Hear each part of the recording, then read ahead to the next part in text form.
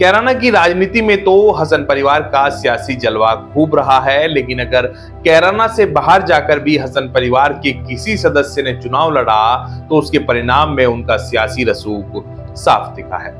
ये तो आपको पता ही है कि चौधरी मुनव्वर हसन मुजफ्फरनगर लोकसभा सीट से भी चुनाव जीते थे। आज हम बात कर रहे हैं पूर्व सांसद तबस्सुम हसन की और वर्तमान में कैराना के विधायक नाहिद हसन की। तबस्सुम हसन मेरठ जिले की सरदना विधानसभा सीट से चुनाव लड़ चुकी हैं और नाहिद हसन सहारनपुर जिले की गंगोह विधानसभा सीट से चुनाव लड़ चुके हैं। खास बात यह है कि तबस्सुम हसन ने राष्ट्रीय लोकदल के सिंबल पर चुनाव लड़ा था, तो नाहिद हसन निर्दलीय ही मैदान में थे।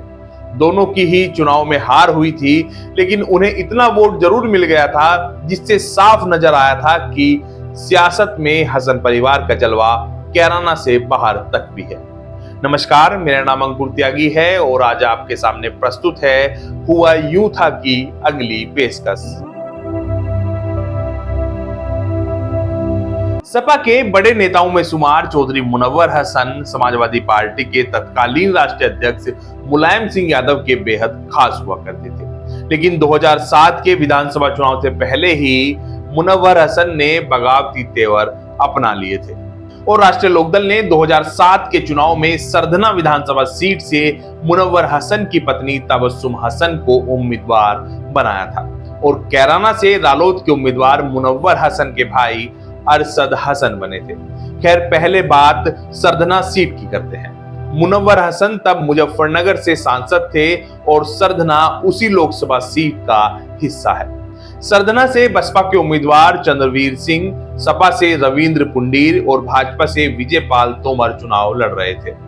इस चुनाव में जीत हुई थी बसपा के उम्मीदवार चंद्रवीर सिंह की और दूसरे नंबर पर रालोद उम्मीदवार तबस्सुम हसन रही थी। चंद्रवीर सिंह को 37,469, तबस्सुम हसन को 28,134 वोट मिले थे। भाजपा के उम्मीदवार विजयपाल तोमर को 28,026 और समाजवादी पार्टी के प्रत्याशी रविंद्र पुंडीर को 22,756 वोट मिले थे। तबस्सुम हसन के चुनाव में दूसरे नंबर पर आने में मुनव्वर हसन के बड़े सियासी रसूख को प्रमुख कारण माना गया था। सरदना वैसे भी तत्कालीन सांसद मुनव्वर हसन की मुजफ्फरनगर लोकसभा सीट का ही हिस्सा था और कैराना सीट के चुनाव में भी रालोद उम्मीदवार अरशद हसन दूसरे नंबर पर ही थे। भाजपा के हुकुम सिंह की जीत हुई थी। खैर, 2008 में सड़क हादसे में मुनव्वर हसन का निधन हो गया था और तब मुनव्वर हसन बसपा से कैराना लोकसभा सीट से एक तरह से प्रत्याशी घोषित ही थे। उनके निधन के बाद 2009 में हुए लोकसभा चुनाव में पत्नी तबस्सुम हसन को बसपा ने कैराना सीट से ही मैदान में उतारा था और इस चुनाव में तबस्सुम हसन ने जीत भी हासिल की थी।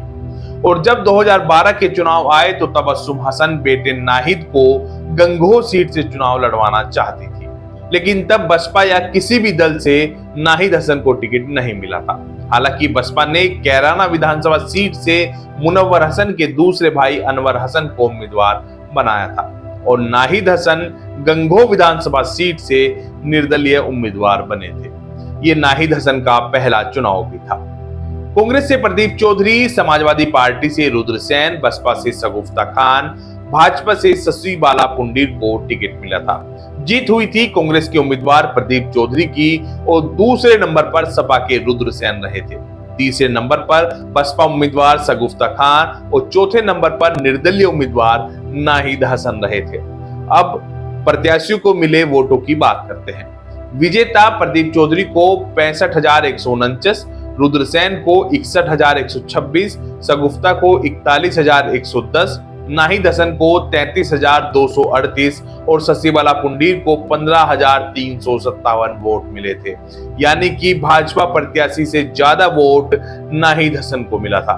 भले ही नाहिद हसन चौथे नंबर पर रहे हों, लेकिन 33,288 वोट लेकर हसन परिवार के सियासी रसूख को तो दिखाया ही था। उस वक्त तबस्सुम हसन कैराना से सांसद थी और गंगोह उनकी लोकसभा का हिस्सा था। वहीं कैराना में बसपा प्रत्याशी अनवर हसन दूसरे नंबर पर रहे थे और भाजपा के उम्मीदवार बाबू हुकुम सिंह की जीत हुई थी। उम्मीद करते हैं कि आपको हमारा यह एपिसोड भी पसंद आया होगा। हमारा आपसे अनुरोध है कि हमारे YouTube चैनल को सब्सक्राइब करें, Facebook पेज को फॉलो करें। आप अपने बहुमूल्य सुझाव हमें कमेंट कर दे सकते हैं। आप सभी का बहुत बहुत धन्यवाद।